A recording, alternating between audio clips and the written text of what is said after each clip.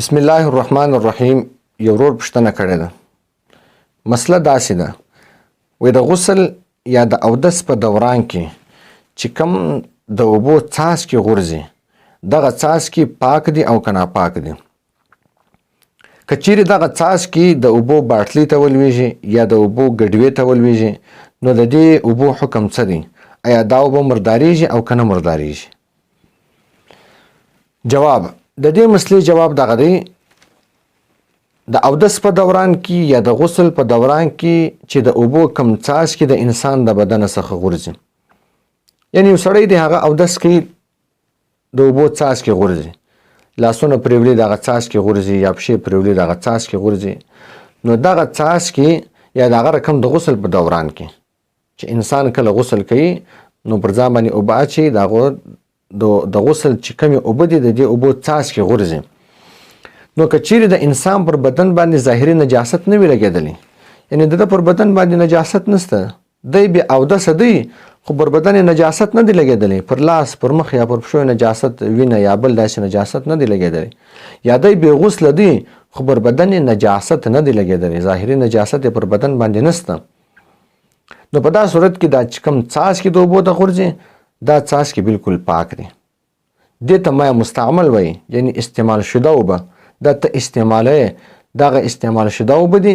دا که چیرې د چا پر کپړو باندې ولګېږي، د چا پر بدن باندې ولګېږي یا دغه څاڅکي وغورځېږي په باټلۍ کې ولویږي نو نه هغه باټلۍ مرداریږي، نه هغه کپړې مرداریږي، نه هغه بدن مرداریږي، دغه څاڅکي بالکل پاک دي.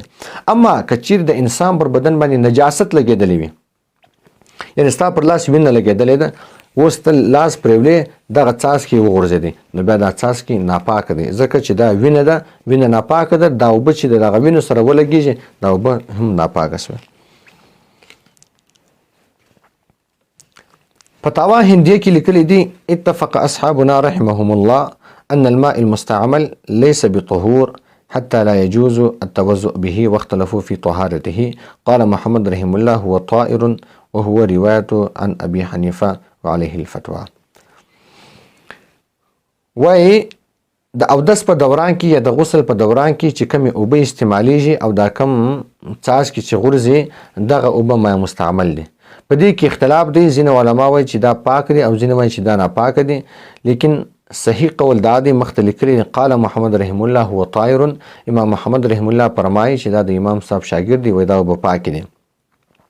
وهو روایت ان ابي حنیفه رحم الله، او دا روایت امام صاحب هم را نقل کړی دی، یعنی د امام صاحب یو روایت دا هم دی چې دا اوبه پاکې دي.